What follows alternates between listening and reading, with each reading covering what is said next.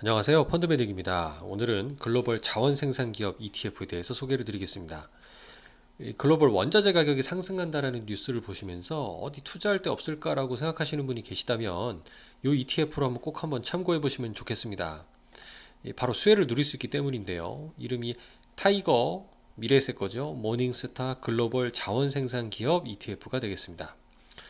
제가 앞서 그 카카오에서 판매하고 있는 그 자산 배분 펀드 중에 미래에셋 합리적인 AI라고 하는 펀드가 있는데요. 거기에서 원자재 섹터로 투자하고 있는 DBC라는 펀드가 있어요. 원자재 펀드인데 한국의 DBC라고 일컬을 정도 생각이 들어서 비교를 해봤고요. 글로벌 천연자원 생산 기업들의 주식들을 한데 모아서 손쉽게 투자할 수 있는 편리함이 이 ETF의 장점이 아닌가 생각이 들어요. 그래서 제가 앞서 다른 영상에서도 소개해드렸던 뭐 한화 천연자원 펀드 등과도 한번 비교를 해봤으니까요. 한번 봐주시면 감사하겠습니다.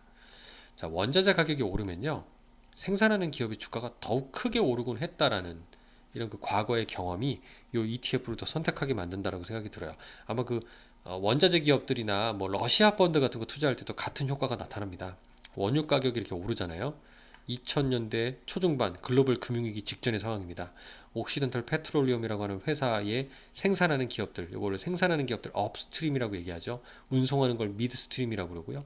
정제 및 가공하는 걸 다운스트림이라고 부르는데, 업스트림 기업의 이 가격 상승률이 원자재 가격이 상승할 때 더 크게 상승합니다. 그러니까 지금 같은 상황이 좀 유사한 케이스라고 볼 수 있죠. 그래서 모닝스타라는 데에서 그 천연자원 중에 에너지, 금속, 농산물, 목재 등 전반에 투자할 수 있도록 이 포트폴리오를 이렇게 구성을 했다는 거예요. 비중 구성 제한이 에너지가 최대한 30%가 넘지 않도록 하고요. 금속도 30%안 넘게, 농산물도 최대 30%안 넘게, 목재물은 각각 5%안 넘게. 지역적으로도 미국은 40% 제한, 이머징도 20% 제한이 있다는 겁니다. 상당히 나름 이런 가이드라인을 가지고 비중을 조절을 하고 있다는 거죠. 에너지하고 금속, 농산물이 다 같이 오르면 모르겠지만 이게 번갈아 가면서 오를 때도 많습니다. 얼마 전에는 뭐 목재가 오르듯 하다가 농산물이 오르기도 하고요. 뭐 커피가 오르면서, 또 반면에 또 금속 중에서도 어떤 건 오르다가 또 팔라듐 같은 것도 떨어지고요. 에너지도 또 천연가스 가격이 엄청나게 오르기도 했었죠. 그렇기 때문에 이런 전반적인 천연자원 시장의 전반에 투자하는 게 조금 안전할 수 있습니다. 개별적으로 투자하는 거는 굉장히 널뛰듯하기 때문에 변동성이 큰 리스크에 노출될 수도 있어요. 현재 투자되는 상황을 보면 소재, 이게 금속 관련된 마이닝, 철이라든가 비철금속 쪽이라고 보시면 될 것 같아요. 철광과 비철금속, 그 다음에 에너지, 원유와 천연가스죠. 그게 대략 한 50, 30% 비중으로 투자되고 있고, 기타 소비재와 유틸리티 부동산 순이고요. 미국 비중이 한 37% 정도 들어가 있습니다. 40% 맥스 캡을 잘 지키고 있네요. 엑손모빌, BH벨리튼, 샤브론, 뭐 코르테바, 리오틴토 등등 우리 많이 알려져 있는 원자재 글로벌 기업들이 주로 투자되고 있는 걸 볼 수 있습니다. 빨레 같은 브라질 회사도 투자되고 있죠.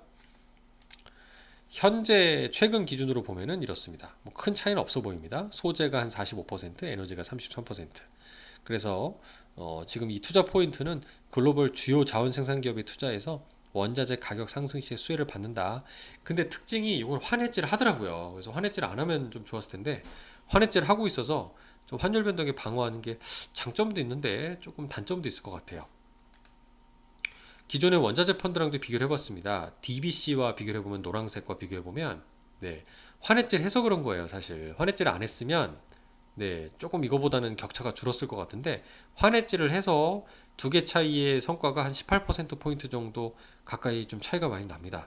물론 오롯이 다 환해질만의 성과는 아닐 겁니다만, 어쨌든 환율이 올해만 해도 벌써 10%포인트 이상 차이가 났기 때문에 그런 점이 조금 아쉽다는 생각이 좀 들었고요. 반면 펀드랑 비교해보면 한화천연자원 펀드 성과가 제일 좋았어요. 얘가 왜 좋으냐? 운용도 잘했지만 언해치거든요. 그래서 그런 관점에서 녹색하고 비교해보면 네, 30, 한 2% 정도 수익이 났다. 그러면 이 DBC도 37%니까 비슷하죠? 네, 그래서 아마 올해는 환해지하지 않은 거랑 비교를 해보면 조금 천연자원 펀드 성과들이 좀 더 좋았겠구나라는 거를 다시 한번 확인해 볼 수가 있었습니다. 그래서 최근 1년 성과 기준으로 하나천연자원, 타이거 글로벌 자원생산, 키움 글로벌 천연자원 순으로 성과를 확인해 볼 수가 있었습니다. 감사합니다.